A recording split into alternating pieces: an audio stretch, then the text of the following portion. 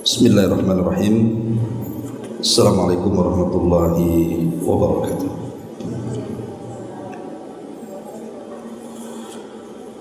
Alhamdulillah wassalatu wassalamu ala Rasulillah wa ala alihi wa sahbihi wa mawalah wa la hawla wa la quwata illa billahi wa ba'du.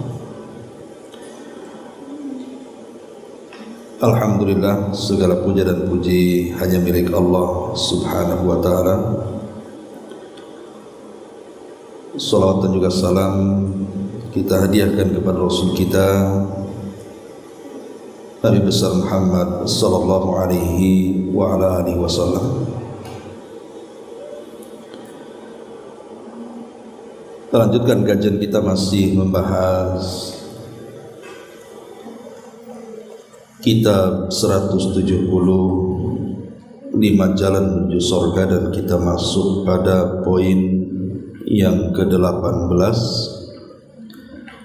tentang keutamaan majlis zikir.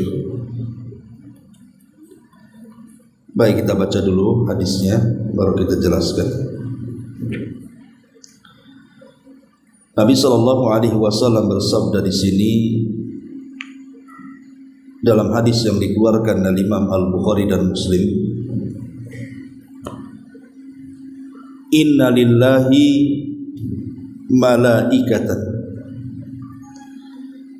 yatufuna fit turuqi yaltamisuna ahla dzikri fa idza wajadu qauman yadhkuruna Allaha tanadaw halummu ila hajatikum fayahuffunahum bi ajnihatihim ila as-sama'id dunya fayas'aluhum rabbuhum wa huwa a'lam minhum ma yaqulu ibadi yaquluna yusabbihunaka wa yukabbirunaka wa yuhammidunaka wa yumajjidunaka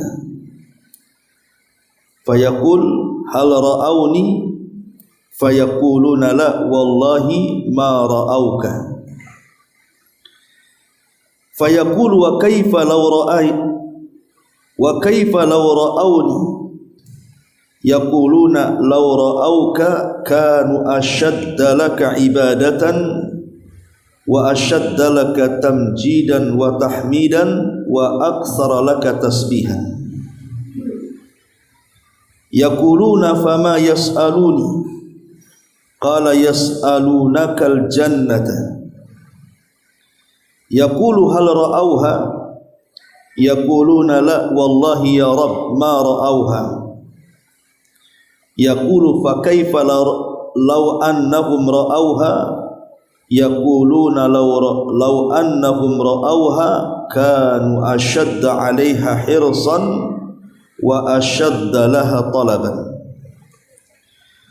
wa a'zama fiha ragbatan qala fa mimma yata'awwadun yaquluna minan nar yaqulu hal ra'awha yaquluna la wallahi ya rabbi ma ra'awha yaqulu fa kaifa law ra'awha yaquluna law ra'awha kanu ashadda minha firaran wa ashadda laha makhafatan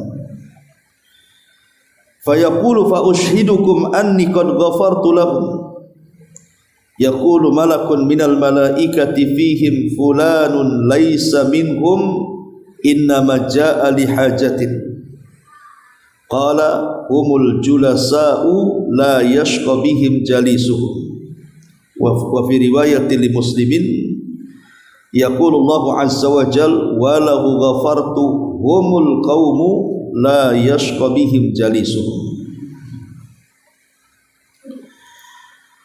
Sesungguhnya Allah subhanahu wa ta'ala memiliki banyak para malaikat yang berkeliling di jalan-jalan dalam rangka mencari orang-orang yang sedang berzikir. Apabila mereka menemukan satu kaum yang sedang berzikir kepada Allah, maka mereka para malaikat akan saling memanggil satu dengan yang lainnya. Kemarilah, datangilah hajat-hajat kalian.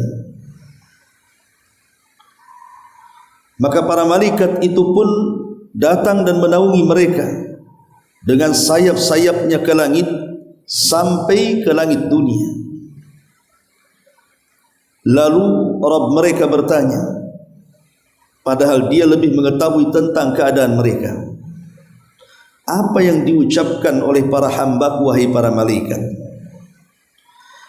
Maka para malaikat menjawab, mereka sedang bertasbih, mereka sedang bertakbir, mereka sedang bertahmid memuji, dan mereka sedang bertajmid memuliakan Engkau ya Rabb. Maka Allah Subhanahu wa taala berfirman, apakah mereka pernah melihatku? Maka para malaikat menjawab, demi Allah tidak ya Rabb, mereka tidak pernah melihat. Maka Allah berkata, bagaimana jika mereka pernah melihat? Maka para malaikat menjawab, jika memang mereka orang-orang yang berzikir ini pernah melihatmu, pasti mereka akan sangat khusyuk beribadah kepadamu dan sangat memuliakan dan memujimu. Boleh jadi mereka juga akan sering bertasbih kepadamu. Maka Allah Subhanahu wa taala bertanya kembali, apakah yang mereka minta dariku dalam majlis itu? Maka para malaikat menjawab, mereka meminta sorga darimu. Maka Allah Subhanahu wa taala bertanya, apakah mereka pernah melihat sorga? Para malaikat mengatakan tidak ya Rabb. Maka Allah mengatakan, bagaimana jika orang-orang yang berzikir ini pernah melihat sorga? Maka para malaikat menjawab, jika mereka pernah melihat sorga, pasti mereka akan sangat berusaha untuk mendapatkannya dan untuk meraihnya, dan sangat besar keinginannya untuk mencapainya. Maka Allah berkata, dari hal apakah mereka meminta perlindungan? Maka malaikat mengatakan, mereka berlindung dari api neraka. Maka Allah bertanya, apakah mereka pernah melihat neraka? Para malaikat menjawab, demi Allah wahai Rabb, mereka tidak pernah melihatnya. Maka Allah mengatakan, bagaimana jika mereka melihat neraka? Maka para malaikat menjawab, jika mereka pernah melihatnya, pasti mereka akan sangat berusaha untuk lari dari neraka dan sangat takut terhadap neraka. Kemudian Nabi SAW melanjutkan, Allah pun berfirman, aku menyatakan persaksian kepada kalian bahwa aku telah memberikan ampunan kepada mereka karena mereka berzikir kepadaku. Ada malaikat yang berkata, ya Rabb, di antara mereka ada fulan ibn fulan, dan dia bukan bagian dari mereka. Dia datang hanya untuk sebuah keperluan saja, kemudian duduk di tengah-tengah mereka.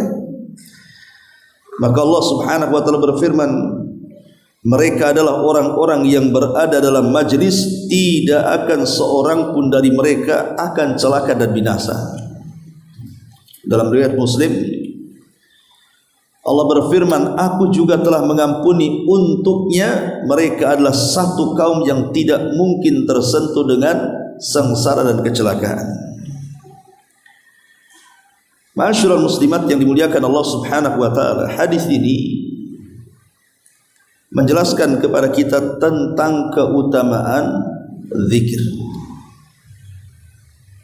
Bahwa di antara keutamaan zikir itu sebab terbesar akan mendapatkan ampunan Allah Subhanahu wa taala.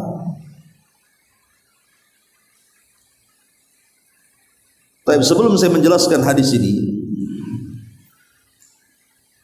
sedikit kita akan berbicara soal berzikir kepada Allah Subhanahu wa taala.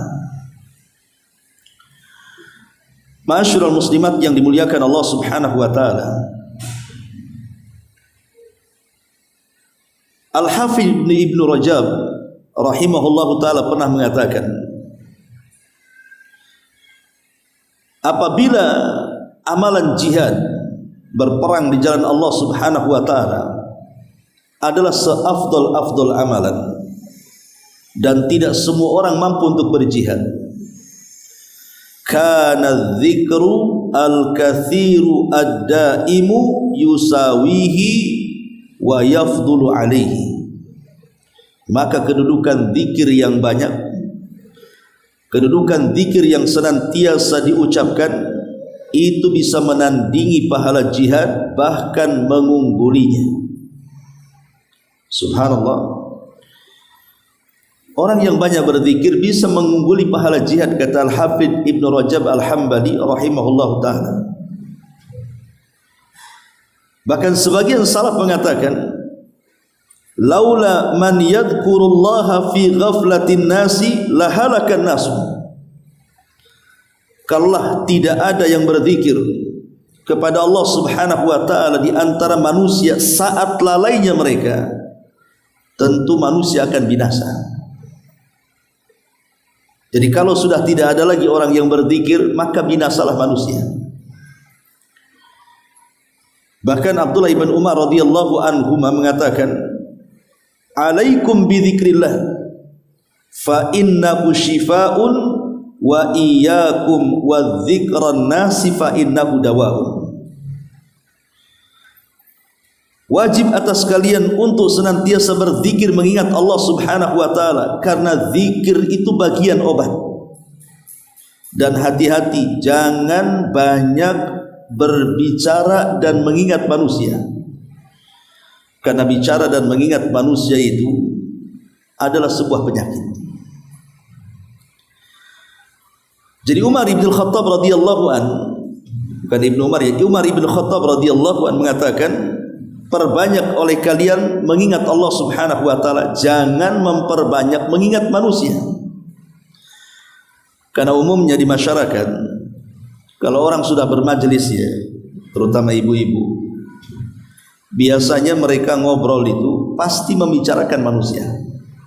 Antah ghibah, antah namimah, antah dusta, entah apa namanya. Makanya Umar bin Khattab radhiyallahu anhu mengingatkan bahwa mengingat manusia dan bicara soal manusia itu penyakit hati yang ditimbulkan oleh manusia. Tapi orang yang senantiasa mengingat Allah Subhanahu wa ta'ala, itulah obat hati yang sesungguhnya. Makanya Imam Yahya ibn Mu'ad rahimahullahu ta'ala pernah mengatakan, dawa'ul qalbi khamsatun. Obat kerasnya hati itu ada 5 perkara.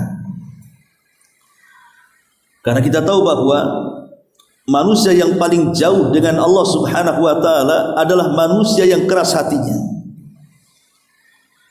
Dan manusia yang keras hatinya adalah manusia yang jauh daripada zikrullahi azza wa jalla. Jadi manusia yang paling jauh dengan Allah adalah manusia yang paling keras hatinya. Dan manusia yang paling keras hatinya adalah manusia-manusia yang tidak pernah zikir kepada Allah. La Imam Yahya ibn Mu'ad rahimahullah ta'ala mengatakan bahwa obat keras hati itu ada 5. Seperti apa orang yang keras hati itu? Ya mungkin dia susah menerima nasihat, susah menerima hidayah, malas untuk ibadah. Itulah tanda-tanda kerasnya hati. Beliau mengatakan dawaul qalbi khamsatu asya'in. Obat kerasnya hati itu 5 perkara. Pertama, qiraatul Qur'ani bitafakkuri. Membaca Al-Qur'an dengan cara merenungi. Wa khala'ul batni, dan mengosongkan perut dari makanan. Kemudian yang ketiga, wa qiyamul laili, dan menegakkan malam-malamnya dengan ibadah. Kemudian yang keempat, wattadarru indas sahari, dan berzikir di waktu sahur. Wa mujalasatus salihin, dan berusaha berkumpul berkawan dengan orang-orang saleh. Jadi kalau hati kita ini mulai mengeras, susah mendapatkan petunjuk, susah mendapatkan hidayah, malas untuk beribadah kepada Allah Azza wa Jalla, dan cenderung melakukan kemaksiatan kepada Allah, maka lakukan 5 perkara ini supaya hati kita menjadi lembut. Baca Quran, tapi bukan hanya sekedar membaca, tafakkur juga maknanya. kemudian jangan banyak makan, kemudian berusaha untuk menegakkan qiyamul lail di malam hari, dan berusaha memperbanyak zikir di waktu sahur, dan temani orang-orang saleh. Maka inilah obat dari 5 perkara yang bisa melembutkan hati yang keras. Salah satunya adalah at-tadarru inda sahari, berusaha untuk berzikir di waktu sahur. Jadi zikir itu bisa melembutkan hati, bahkan bukan hanya melembutkan hati, tapi sampai ke taraf menenangkan hati. Karena Allah Subhanahu wa taala mengatakan, ala bi dzikrillahi tatmainnul qulub. Ingatlah dengan zikir kepada Allah itu hati kita akan tenang. Kenapa demikian? Karena orang yang berzikir diberikan ketenangan, karena saat berzikir secara otomatis was-was setan itu akan hilang pada diri kita. Dan di waktu yang sama malaikat akan turun dan menurunkan rahmatnya. Makanya Allah Subhanahu wa taala berfirman dalam surah Mujadilah ayat 19, istahwadha alaihimus syaitan fa ansahum dzikrallahi ulaika hizbus syaitan ala inna hizbas syaitan humul khasirun. Setan telah menguasai mereka, lalu menjadikan mereka lupa mengingat Allah Subhanahu wa taala. Mereka itulah golongan setan. Ketahuilah bahwa sesungguhnya golongan setan itu adalah kelompok yang akan merugi. Lihat dalam ayat ini, setan telah menguasai mereka, lalu menjadikan mereka lupa untuk berzikir kepada Allah. Berarti yang kita pahami dari ayat ini, kalau orang jarang berzikir kepada Allah, bahkan dilupakan berzikir kepada Allah, berarti dia sedang terkena was-was syaitan. Hatinya tidak akan tenang. Tapi ketika lisan dan hatinya berzikir mengingat Allah Subhanahu wa taala, maka was-was itu akan hilang dan akan timbul ketenangan. Karena manusia ini dalam kehidupan mudah was-was. Terkadang kehidupan yang belum terjadi saja sudah kita pikirkan. Macam mana nasib anak saya, macam mana nasib usaha saya, macam mana nasib suami saya, dan begitu seterusnya. Belum terjadi, tapi sudah terpikir ke situ. Akhirnya setan masuk memberikan was-was kepada kita, tidak tenang hati kita. Maka berzikirlah kepada Allah Subhanahu wa taala supaya menghilangkan was-was itu. Karena kalau orang yang tidak berzikir, setan akan menguasai dan mereka menjadikan kita lupa akan mengingat Allah Subhanahu wa taala. Ma'asyiral muslimat yang dimuliakan Allah Subhanahu wa taala, di dalam sebuah hadis Nabi sallallahu alaihi wasallam bersabda, "Matsalul ladzi yadhkuru rabbahu wal ladzi la yadhkuru rabbah, matsalul hayy wal mayyit." Jadi permisalan orang-orang yang senantiasa mengingat Rabbnya dan orang-orang yang sama sekali tidak mengingat Rabbnya itu sama dengan manusia, satunya bangkai, satunya hidup. Coba bayangkan, Nabi SAW mempermisalkan orang yang berzikir dengan orang yang tidak berzikir itu sama dengan orang yang mati di antara orang hidup. Jadi kalau ibu jarang berzikir itu sama dengan bangkai berjalan, gitu maksudnya. Bahkan dalam hadis yang lain sama dengan rumah yang roboh. Orang yang tidak berzikir itu sama dengan dia tinggal di rumah yang roboh. Na'udzubillah. Ma'asyiral muslimat yang dimuliakan Allah Azza wa Jalla. Bahkan Nabi SAW mengatakan, ala unabbiukum bi khairi a'malikum wa azkaha inda malikikum wa arfauha fi darajatikum wa khairul lakum min infaqidz zahabi wal wari wa khairul lakum min an talqau aduwakum fatadribu a'naqahum wa yadribu a'naqakum. Qalu bala. Qala dzikrullahi azza wa jalla. Kata Nabi SAW, maukah kuhabarkan kepada kalian sebaik-baik amal kalian? Jadi amalan ini adalah amalan terbaik, dan amalan ini bisa membersihkan kalian di hadapan Rabb kalian, dan amalan ini bisa mengangkat derajat-derajat kalian di sorga di sisi Allah Subhanahu wa ta'ala.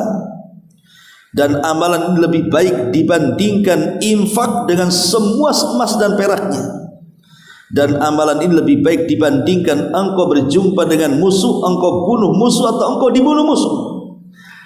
Kemudian sahabat heran, kok ada satu amalan pahalanya banyak sekali. Jadi amalan ini kalau ibu lakukan, pertama, amalan ini adalah sebaik-baik amalan. Yang kedua, bisa membersihkan di hadapan Allah. Yang ketiga, bisa mengangkat derajat kita di hadapan Allah. Yang keempat, lebih baik daripada seluruh emas dan perak ketika diinfakkan. Dan juga lebih baik daripada jihad yang membunuh atau dibunuh, mati syahid. Jadi sahabat mengatakan, amal apa itu? Maka Rasul mengatakan, zikrullahi azza wa jal, berzikir kepada Allah subhanahu wa ta'ala. Begini Bu ya, zikir ini amalan yang paling ringan, berbeda dengan amalan-amalan yang lainnya. Dia tidak terikat dengan waktu, dia tidak terikat dengan tempat. Semua orang bisa melakukannya, baik ibu ketika safar ataupun mukim, baik ibu ketika sehat ataupun sakit, baik ketika ibu dalam posisi sedang sibuk ataupun sedang istirahat. Dan bisa dilakukan anak-anak, laki-laki, perempuan, dewasa, orang tua, semua bisa melakukannya. Apa itu? Zikir. Zikir kan amalan mudah, bisa dilakukan ibu sambil duduk, sambil baring, sambil jalan, sambil lari, naik kendaraan, naik motor. Pokoknya ibadah ini bisa dilakukan di mana saja, kapan saja, di tempat manapun. Tetapi kalau kita lihat keutamanya luar biasa, di mana kita akan diberikan banyak keistimewaan di dalam hadis ini. Kemudian dalam hadis yang lainnya Rasul mengatakan, "Idza marartum bi riyadil jannati fartam." Apabila kalian melintasi satu taman dari taman-taman surga, singgah di situ.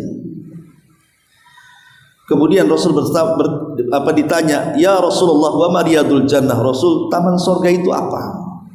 Maka Rasul mengatakan, hilakul dzikri, orang yang berhalaqah dalam rangka berzikir kepada. Ya seperti ibu-ibu inilah, ya datang dari rumah ke sini kemudian ngaji, ibu itu hakikatnya sedang berzikir. Dan ketika kita berusaha untuk mendekat kepada Allah Subhanahu wa taala dengan zikir kita, maka Allah Subhanahu wa taala pasti akan melindunginya. Ingat sebuah hadis, kata Nabi sallallahu alaihi wasallam, ketika ada 3 orang yang datang ke masjid Nabi. Pertama masuk, yang pertama langsung menghampiri dan duduk di dekat Nabi. Kemudian yang kedua masuk tetapi tidak mau duduk di dekat Nabi, justru jauh-jauh dari Nabi. Yang satunya tak jadi masuk kemudian pulang. Nabi tahu, maka Rasul mengatakan, maukah kuhabarkan kepada kalian tentang 3 manusia yang baru saja terjadi, katanya. Kemudian Rasul mengatakan, adapun yang pertama yang masuk dalam masjid kemudian mendekat Rasul sallallahu alaihi wasallam karena dia mencari keistimewaan zikir dengan mendekat kepada Rasul, maka Allah Subhanahu wa taala akan melindunginya. Adapun orang yang malu sehingga tidak mau dekat dengan Rasul, justru ngambil yang belakang, maka Allah pun malu kepadanya. Adapun yang berpaling tidak masuk ke masjid, maka Allah pun berpaling dari dia. Lihat bagaimana jaminan dari Allah Subhanahu wa taala berupa perlindungan dan pemeliharaan terhadap kita dari Allah bagi orang-orang yang berzikir kepada Allah Subhanahu wa taala. Ma'asyiral muslimat yang dimuliakan Allah Subhanahu wa taala. Kapan seseorang itu disebut ahli zikir? Yang Allah Subhanahu wa taala katakan, fas'alu ahla dzikri, tanyalah pakar-pakar zikir itu. Kapan seseorang dikatakan ahli zikir? Apakah orang dikatakan ahli zikir itu lisannya terus mengucapkan subhanallah, alhamdulillah, wala ilaha illallah, Allahu akbar, la haula wala quwata illa billahil aliyil azim? Apakah terus mengucapkan tidak berhenti? Kalau itu yang dimaksud, tidak ada manusia yang bisa menjadi ahli zikir, kan? Siapa yang kuat 1 hari 1 malam dia bertasbih? Pasti ada bosannya juga, apalagi lagi sariawan, kan itu ya. Malas kita ngomong. Rupanya mendapatkan predikat ahli zikir itu Tidak harus seseorang berzikir dari pagi sampai pagi lagi. Lalu bagaimana caranya? Pertama, pendapat Abdullah ibn Abbas radhiyallahu anhuma. Pendapat Abdullah ibn Abbas radhiyallahu anhuma, kalau ibu melakukan zikir di 4 tempat dan ibu dawamkan, maka ibu termasuk ahli zikir. Apa 4 tempat itu? Pertama, zikir dilakukan setelah sholat. Sholat wajib itu kan ada wirid, ada zikirnya ya. Kemudian yang kedua, berzikir di waktu pagi dan petang. Makanya ada azkar, ada zikir-zikir yang dianjurkan dibaca di waktu pagi dan di waktu petang hari. Dan yang ketiga, berzikir sebelum kita tidur dan setelah bangun dari tidur. Dan yang terakhir, berzikir saat pergi dari rumah dan kembali ke rumah. Kata Abdullah ibn Abbas radhiyallahu anhu, kalau kita melakukan 4 tempat dan kita gunakan untuk berzikir, maka kita disebut ahlu zikri, disebut pakarnya zikir. Walaupun demikian, pendapat yang lain seperti Imam Ibnu Shalah rahimahullah ta'ala, dia mengatakan bahwa dikatakan ahli zikir itu cukup berzikir di 3 tempat saja. Kalau Abdullah ibn Abbas mengatakan 4 tempat, kalau Ibnu Shalah mengatakan 3 tempat saja. Pertama setelah sholat wajib, yang kedua zikir pagi dan petang, dan yang ketiga zikir selepas tidur. Jadi kalau kita melakukan 3 zikir di 3 tempat ini, maka ibu dinyatakan ahli zikir. Dan saya kira kita bisa melakukannya kalau hanya 4 perkara ini saja. Cuman yang mendorong kita ini melakukan atau tidak itu kan karena malas saja sebenarnya. Kalau kita paksakan untuk berzikir, maka insya Allah kita bisa berzikir. Taib ma'asyiral muslimat yang dimuliakan Allah Subhanahu wa taala. Kembali kepada hadis yang kita bicarakan di sini. Jadi Allah Subhanahu wa taala setiap hari itu mengirim para malaikat, menugaskan para malaikat untuk terbang ke sana kemari. Apabila kemudian malaikat-malaikat yang tidak tahu jumlahnya kecuali Allah itu melihat ada satu majelis, kayak kita inilah majelis ilmu namanya. Majelis ilmu juga disebut majelis zikir, sama. Majelis ilmu ya majelis zikir gitu. Maka para malaikat yang menemukan ibu duduk-duduk di majelis zikir ini, maka mereka akan memanggil teman-teman dari para malaikatnya. Akhirnya mereka pun bertumpuk-tumpuk seperti ini malaikatnya dengan sayapnya sampai ke langit dunia, langit yang pertama. Maka saat kemudian malaikat itu berjibun di situ dari bawah sampai ke atas sampai ke langit pertama, jadi Allah Subhanahu wa taala ingin bertanya apa yang dilakukan malaikat itu. Padahal Allah pasti sudah tahu sebenarnya. Tidak mungkin Allah tidak tahu. Allah sudah tahu, tapi Allah sengaja bertanya.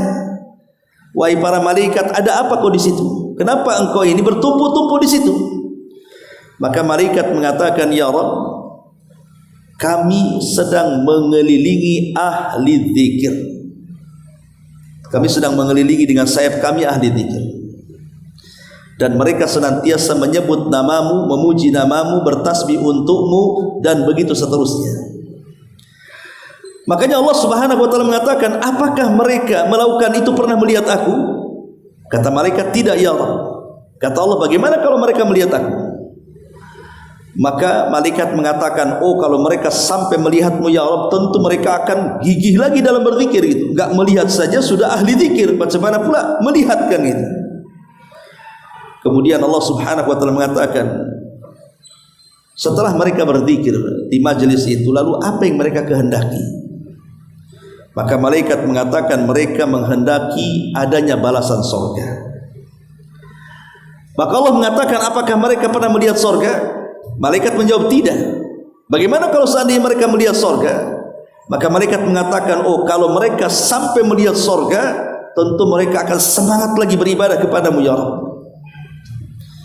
Kemudian Allah Subhanahu wa taala mengatakan kepada para malaikat, lalu apa yang mereka takutkan yang harus berlindung? Maka malaikat mengatakan mereka takut masuk neraka. Kemudian Allah bertanya, apakah mereka pernah melihat neraka? Maka para malaikat mengatakan tidak. Kemudian Allah mengatakan, bagaimana kalau melihat neraka? Maka kalau sampai melihat neraka, justru mereka akan semakin lari dari neraka. Menunjukkan di sini apa? Bahwa orang-orang yang berzikir itu istimewa luar biasa, karena didoakan oleh para malaikat dan disaksikan oleh Allah Subhanahu wa taala. Tiba-tiba adalah seorang sahabat yang lain bertanya kepada Rasul, bagaimana kalau seandainya di dalam majelis itu, anggaplah di sini nih, di dalam majelis ini ada orang yang ikut duduk di situ, padahal dia hanya sekedar melaksanakan hajatnya, bukan karena ingin duduk di majelis ilmu. Umpamanya ibu punya kawan, cari di rumah tidak ada. Kata si bapak, oh dia sedang ngaji di Puskopkar. Akhirnya kawan ibu datang mencari ibu di Puskopkar, karena sudah ngaji ikut duduk pula di situ. Kan tidak ada keinginan ngaji kan? Dia hanya berhajat sama seseorang. Tapi karena yang seseorang dicari itu sedang ngaji, ya terpaksa ikut ngaji dia. Macam mana orang yang terpaksa duduk di majelis taklim dan dia tidak berkehendak ngaji, hanya ingin memenuhi hajat dan kebutuhannya saja. Maka Nabi SAW mengatakan, humul kaum la yashqa jalisuhum. Mereka adalah sebuah kaum yang teman duduknya tidak mungkin mencelakakan mereka. Dan Allah katakan, sungguh aku telah ampuni dosa-dosanya. Coba bayangkan, orang yang tidak sengaja saja duduk di majelis ilmu. Boleh jadi umpamanya ibu pergi kemana atau sholat di masjid mana ketika sedang safar. Tiba-tiba setelah ibu salam, kok ada pengajian di masjid itu? Ya ibu duduklah dengerin. Padahal ibu kan bukan orang situ, ibu sedang safar saja kan itu. Apakah orang yang tidak ada maksud untuk duduk di majelis ilmu, di majelis zikir itu juga mendapatkan pahala seperti orang yang berniat duduk di majelis ilmu? Maka lewat riwayat ini, ya mereka juga dapat pahala, di mana mereka juga akan diampuni dosa-dosanya oleh Allah Subhanahu wa taala, dan juga mereka adalah kaum yang teman-temannya tidak mungkin mencelakakan kepadanya. Dan ini keagungan dan keistimewaan zikir kepada Allah Subhanahu wa taala. Kalau yang tidak sengaja duduk saja dapat pahala besar, macam mana dengan orang yang niat datang untuk duduk di majelis ilmu? Tentu lebih besar lagi pahalanya. Dan itu mafhum mukhalafahnya.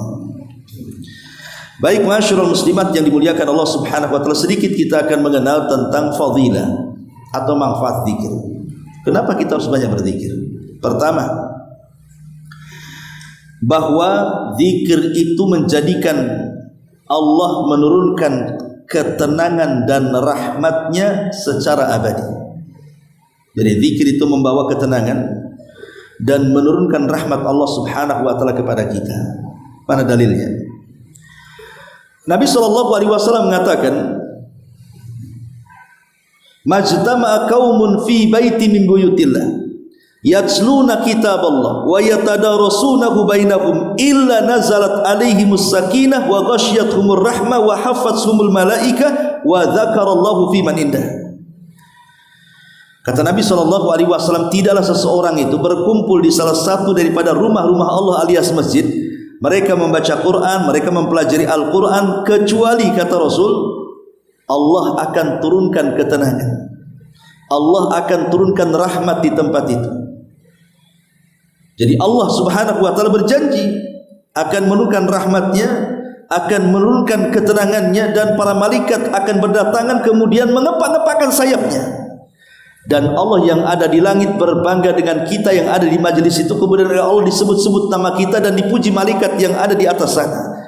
Kan ini luar biasa ya, keutamaan orang yang berzikir itu bisa membawa ketenangan dan rahmat. Yang kedua, orang yang berzikir itu hakikatnya yubahillahu bi ahliha malaikatus sama.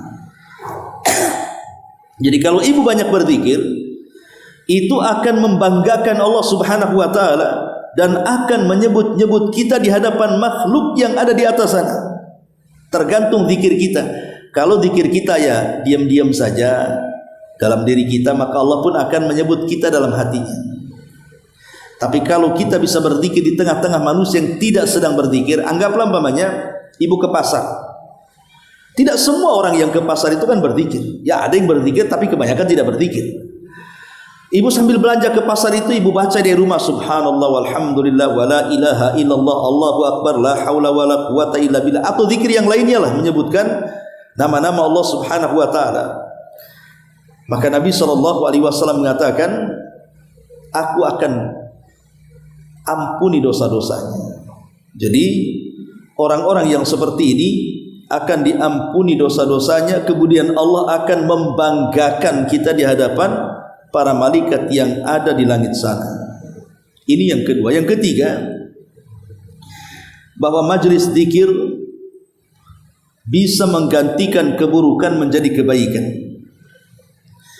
Kata Nabi SAW, majalasa kaumun majlisan yadhkuruna Allah azza wa jal fihi fayakumun hatta yuqala lahum qumu qad ghafara Allahu lakum wa baddalat sayyi'atikumul hasanat.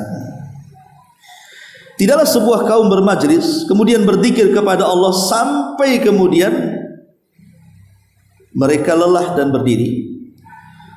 Maka saat berzikir Allah Subhanahu wa taala berfirman dan mengatakan, berdirilah kalian karena kalian kaum yang sudah diganti keburukan kalian dengan kebaikan dan aku ampuni dosa-dosa kalian. Jadi semata-mata ibu datang ke sini nih, contohnya di pengajian atau di pengajian mana saja lah, datang ke sini kemudian mendengarkan pengajian sejam atau 30 menit, kemudian ibu pulang. Maka Allah akan katakan, berdirilah, pulanglah kalian karena dosa kalian sudah diampuni satu, yang kedua kesalahan kalian sudah diganti dengan kebaikan. Hanya semata-mata duduk di majelis ilmu, coba ya. Walaupun dia tidak punya hajat di situ, hanya duduk saja sudah dapat ampunan dan keburukan kita dihapuskan. Kemudian juga ahli zikir adalah ahlul karam yaumal qiyamah, di mana Nabi SAW mengatakan dalam hadis qudsi, saya'lamu ahlul jam'il yawma min ahlil karam. Faqila man ahlul karam ya Rasulullah? Qala ahlu majalisiz zikri fil masajid. Allah berfirman, dan sungguh manusia di padang mahsyar itu akan mengetahui siapa di antara manusia itu yang suka memberi dan siapa di antara manusia yang bakhil dalam memberi. Kemudian Rasul mengatakan, adapun mereka orang-orang yang suka memberi, mereka kebiasaannya adalah karena suka duduk di majlis-majlis ilmu di dalam masjid. Nah, ini juga termasuk keutamaan berzikir kepada Allah Subhanahu wa taala. Baik, masyarul muslimat yang dimuliakan Allah Subhanahu wa taala, Abdullah bin Mas'ud radhiyallahu anhu mengatakan, ma min rajulin yanam, tidaklah seseorang itu tertidur, la yadhkurullaha azza wa jalla, sebelum tidur dia tidak pernah berzikir, main tidur saja. Apa yang terjadi? Illa bala syaitan fi udhunihi, kecuali setan akan datang dalam tidurnya dan mengencingi kedua telinganya. Wa waimullahi laqad fa'ala bi sahibikumul lailata. Jadi Ibnu Mas'ud radhiyallahu ingin mengatakan bahwa orang yang jarang berzikir itu akan diganggu oleh setan. Makanya ada hadis yang mengatakan, apabila kita hendak tidur malam, setan datang mengikat 3 ikatan di tengkuk kita kan. Setiap kita terbangun kemudian berzikir, hilang 1 ikatan. Kemudian kita berwudu, hilang 2 ikatan. Kemudian kita sholat, hilang 3-tiganya. Dan itu salah satu keutamaan zikir, bisa memecah tali yang mengikat tengkuk seseorang saat tidur yang diikat oleh setan. Masyarul muslimat yang dimuliakan Allah Subhanahu wa taala. Kemudian juga disebutkan oleh Imam Mujahid atau yang lainnya, min alamatin nifaq thiqalul dzikri ala lisan, termasuk tanda-tanda orang itu munafik ketika lisannya berat berzikir kepada Allah. Jadi di antara tanda-tanda munafik adalah ketika lisannya disebutkan oleh para ulama, mereka tidak mau berzikir kepada Allah Subhanahu wa taala karena Tadi saya sudah katakan permisalan orang yang berzikir dengan yang tidak berzikir itu seperti bangkai dan orang hidup. Ma'asyiral muslimat yang dimuliakan Allah Subhanahu wa taala, bahkan Imam Malik pernah mengatakan, man ahabba an yanjua min ghamaratil mauti, siapa yang ingin selamat dari keperitan saat kematian. Kemudian kata beliau, falyakun amaluhu fi sirri aktsar minhu fil alaniyah, maka lakukan dalam kesendirian kalian untuk melaksanakan amal saleh di saat ramai-ramainya manusia. Jadi dia bisa menyembunyikan amal solehnya dengan cara berzikir kan? Ya, siapa coba ibu kalau jalan dari sini berzikir? Gak ada yang tahu pak ibu berzikir itu. Karena zikir itu kan cukup digerakkan lisan saja.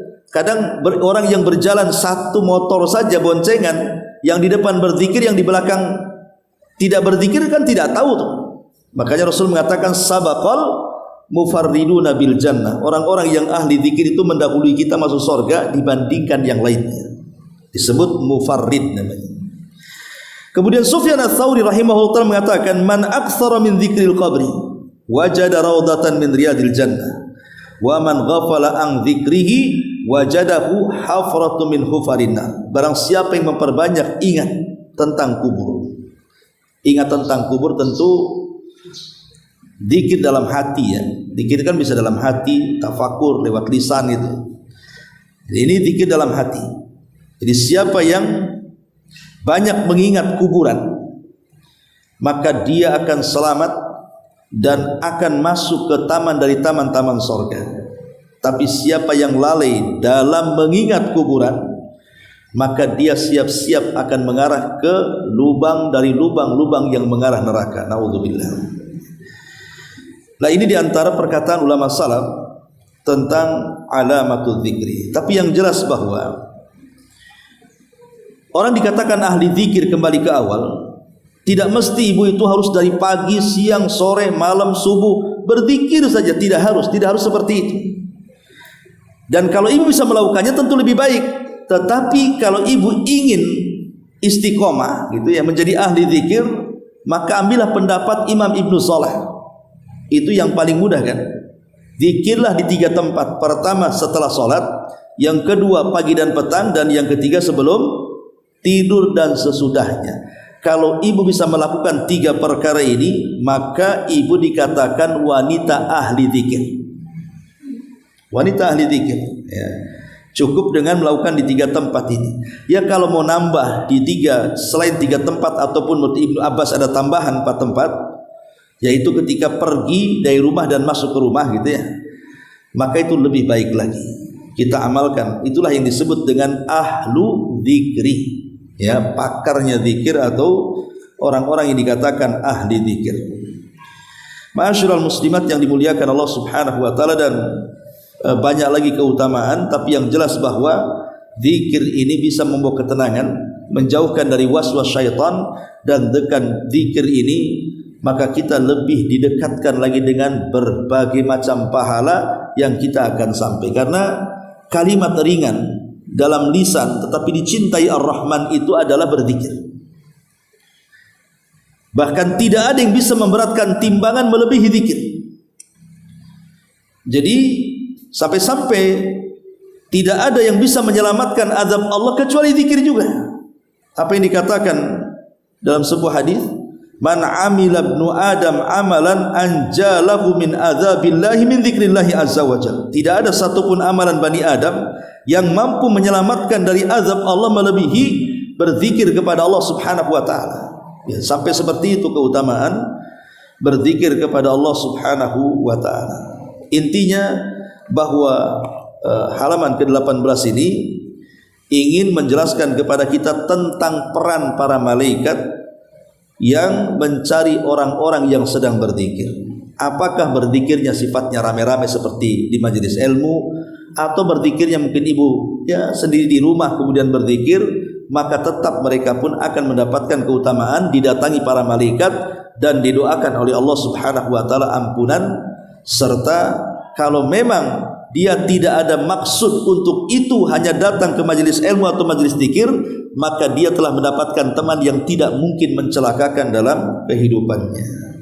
Inilah secara singkat halaman ataupun poin ke-18 tentang keutamaan zikir. Wallahu alam, sekira untuk tema cukup. Silakan sebelum saya tutup kita buat tanya jawab. Maaf Ibu ya, saya tadi minum obat batu. Rupanya keleyang-keleyang gini ya. Ada apanya? Obat tidurnya kayaknya nih. Iya, alhamdulillah. Jadi Nabi SAW pernah mengajarkan doa kepada Abu Umamah Al-Ansari radhiyallahu anhu ketika beliau diliputi dengan masalah dan beratnya hutang yang melilitnya. Maka kata Nabi SAW, ya Abu Umamah, maukah ku ajarkan doa kepadamu yang kalau kau baca di pagi dan sore hari maka Allah akan hilangkan kebingunganmu dan Allah akan lunasi hutang-hutangmu. Maka Abu mengatakan, tentu wahai Rasul. Lah salah satu petikan doa itu, Allahumma inni a'udzubika minal hammi wal hazani. Ya Allah, aku berlindung kepadamu dari al-ham. Ham itu bingung, ya. Wal hazan, dan kesedihan. Apa yang dimaksud kebingungan dan kesedihan di sini? Para ulama pensyarah hadis mengatakan bahwa yang dimaksud alham, kebingungan, adalah bingung memikirkan perkara yang belum terjadi. Adapun sedih memikirkan perkara yang sudah terjadi. Itu bedanya. Kalau sedih itu biasanya yang sudah terjadi. Kita pikirkan dulu punya suami kemudian meninggal, akhirnya keingat suaminya, menangis kan gitu ya. Atau mencari-cari barang gitu ya, nggak ketemu-ketemu, kemudian terduduk nangis. Itu kan perkara yang sudah berlalu tuh. Atau ditinggal mati orang-orang yang dicintainya. Jadi sedih itu tentang perkara yang sudah berlalu, tapi bingung itu perkara yang belum terjadi. Kalau orang kemudian sampai stres, sampai bingung, sampai akhirnya kemudian melalaikan dirinya dengan Allah Subhanahu wa taala, maka buat apa bingung menghadapi yang belum terjadi? Toh belum terjadi kok. Ya, belum terjadi itu maksudnya macam mana ini ke depannya? Kita tidak tahu apa yang terjadi besok. Sebagaimana kita tidak sebagaimana kita tidak mungkin mengulang sesuatu yang sudah berlalu, maka kita juga tidak mungkin mendapatkan apa yang akan terjadi besok. Yang memungkinkan ya hari ini yang kita jalani lah. Itu mungkin tuh, jelas tuh. Ya. Maka jangan pernah bingung gara-gara memikirkan perkara yang belum terjadi. Tapi kalau mempersiapkan segala sesuatu untuk masa depan, ya tidak ada masalah. Dia kan tak bingung. Kan masalahnya dia bingung, akhirnya melalaikan dia dari zikir. Saking stres akhirnya tidak sholat, ya kan? Stres nggak pernah hadir di majelis ilmu. Nah, itulah terkena was-was di situ. Nah, kalau dia mempersiapkan diri tapi dia tidak melalaikan sholat, tidak melalaikan zikir, ya nggak ada masalah kalau yang seperti itu. Jadi maksudnya kebingungan yang menjadikan dia jauh daripada Allah, itulah yang dimaksud dengan was-was di sini. Wallahu a'lam. Iya. Iya. Saya pernah di media sosial ada pernyataan seperti ini. Sekarang kita meminta sabar ketika berdoa, maka Allah akan berusaha kita terus. Tetapi mintalah seperti ya Allah membawakan urusanku, aku berlindung padamu, seperti itu. Bagaimana Ustaz? Enggak, kurang jelas gimana? Janganlah meminta sabar kepada Allah ketika berdoa. Jangan meminta sabar. Ya, kita berdoa kepada Allah. Maka Allah akan menguji kita terus. Tetapi mintalah seperti mudahkan urusanku, aku berlindung dari keburukan. Bagaimana dengan perkataan seperti ini? Iya. Setiap doa itu kan kita minta sesuatu yang baik, bukan meminta sesuatu yang tidak baik. Meminta agar dimudahkan urusannya memang ada riwayatnya. Allahumma yassirni wa la tu'assirni. Ya Allah mudahkan, jangan kau persulitkan, begitu hadisnya. Ya. Kita minta kepada Allah supaya yassir umurana, perkara kami mudah-mudahan dimudahkan. Ya, minta seperti itu supaya betul-betul Allah mudahkan.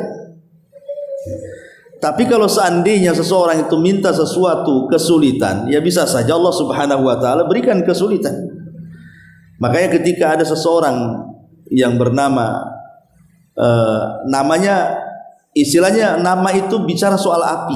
Intinya nama itu mungkin artinya bara api tahap apa kan itu ya.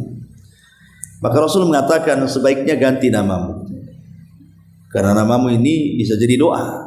Ya. Dia mengatakan tidak katanya. Dia sambil bercanda tidak mau. Kemudian Rasul mengatakan jangan. Nanti dengan namamu bisa saja rumahmu kebakaran nanti. Akhirnya betul-betul kebakaran. Jadi terkadang nama juga bisa jadi doa itu. Makanya cari nama yang baik supaya tafaul dengan nama itu. Ya setiap doa tentu cari yang baik. Jangan berdoa yang tidak baik. Tapi meminta kesabaran juga bagian daripada doa. Ya, maksudnya supaya sabar di sini seperti umpamanya doanya siapa itu tentara Talut ketika melawan Jalut. Ini disebutkan dalam Al-Quran itu bahwa dia meminta agar sabar gitu di dalam menghadapi musuh. Maka tidak ada masalah.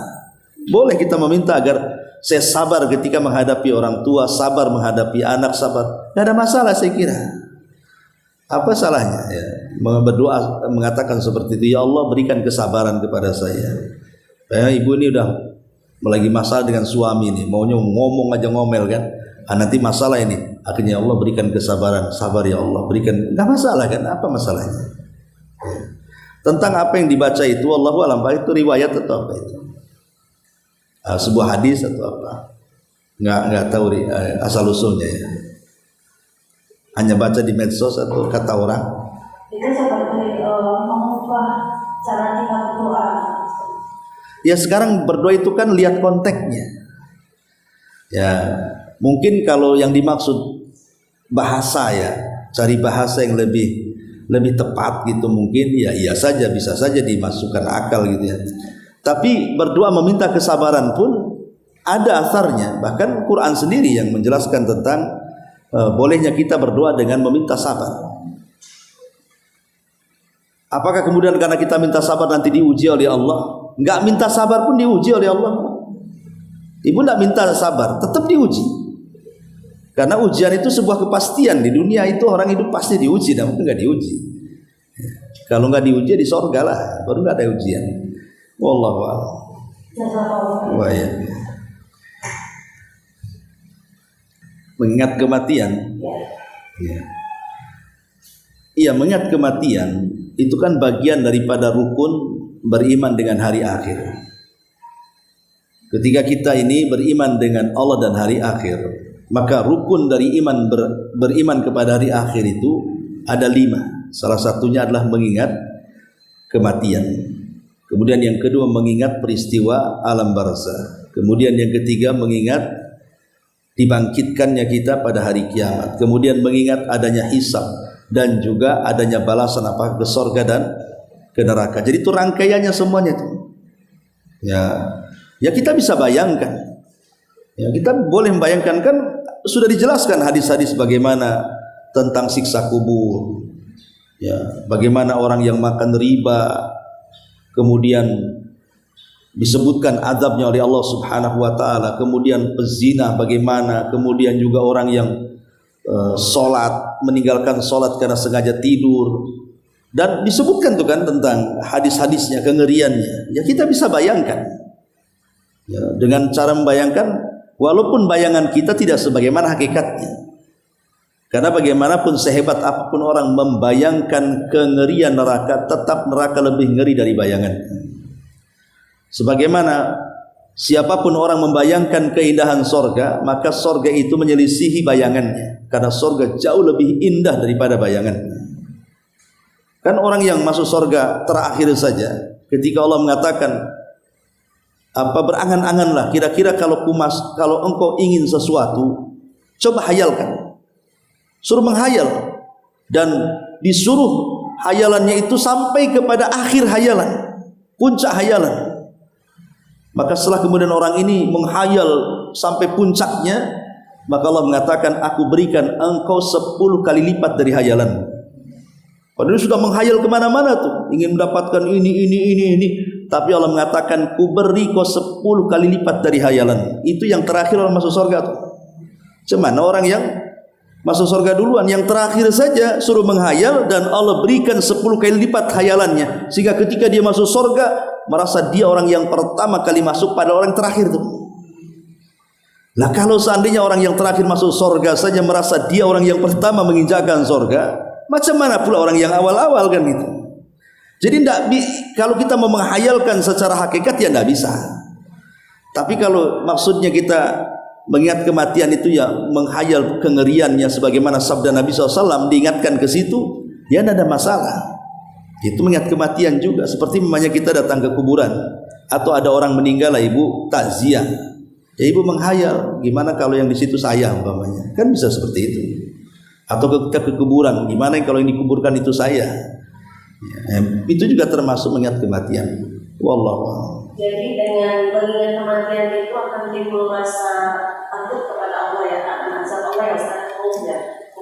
Ya jelas, karena mengingat kematian ini bagian daripada rukun ibadah hati. Ya, ibadah hati, ada ibadah badan, ada ibadah hati. Lah ibadah hati itu menentukan ibadah badan. Dan ibadah hati itu ada rukunnya. Lah salah satu rukunnya adalah perasaan cinta, perasaan takut dan perasaan harap gitu ya. Lah salah satunya perasaan takut itu dengan cara mengingat kematian sehingga menimbulkan perasaan takut. Wallahu a'lam. Ya. Wah ya. Baik, sampai di sini. Mudah-mudahan manfaatnya. Subhanallah bihamdika, asyhadu an la ilaha illa anta astaghfiruka wa atubu ilaik. Allahu